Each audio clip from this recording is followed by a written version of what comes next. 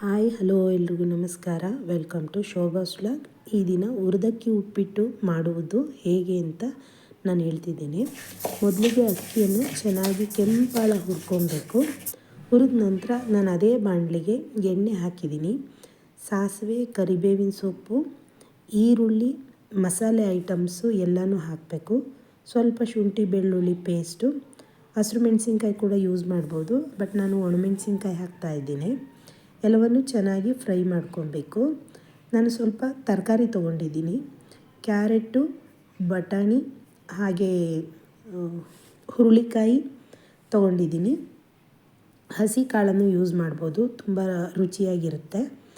ಹಾಕಿ ಅದು ಕೂಡ ಚೆನ್ನಾಗಿ ಫ್ರೈ ಮಾಡಿ, ನೀರು ಎಷ್ಟು ಬೇಕೋ ಅಷ್ಟು ನೀರನ್ನು ಹಾಕ್ಕೊಂಡು ಚೆನ್ನಾಗಿ ಕುದಿ ಬರಿಸ್ಬೇಕು. ಅದು ಕುದಿ ಬಂದ ನಂತರ ಸ್ವಲ್ಪ ಸಬ್ಬಸಿಗೆ ಸೊಪ್ಪು ಹಾಗೆ ಕರಿಬೇವಿನ ಸೊಪ್ಪನ್ನು ಕೂಡ ಹಾಕಿದ್ದೀನಿ. ಹುರಿದಿಟ್ಟಿರುವಂಥ ಅಕ್ಕಿಯನ್ನು ಹಾಕಿ ಈಗ ಅನ್ನ ಮಾಡೋ ರೀತಿಯಲ್ಲೇ ಮಾಡಬಹುದು. ಬಾಣಲಿಯಲ್ಲಿ ಮಾಡೋಕ್ಕಾಗೋಲ್ಲ ಅಂತ ಅಂದರೆ ಕುಕ್ಕರ್ನಲ್ಲಿ ಕೂಡ ಮಾಡ್ಬೋದು. 2 ವಿಷಲ್ ಬರ್ಸಿದ್ರೆ ಹುರಿದಕ್ಕಿ ಉಪ್ಪಿಟ್ಟು ರೆಡಿ ಇರುತ್ತೆ. ಈಗ ಈ ಅಕ್ಕಿಗೆ, ಹುರಿದಕ್ಕಿ ಉಪ್ಪಿಟ್ಟಿಗೆ ಹಸಿ ತೆಂಗಿನಕಾಯಿ ತುರಿ ಹಾಕಿದ್ರೆ ಬಹಳನೇ ರುಚಿಯಾಗಿರುತ್ತೆ.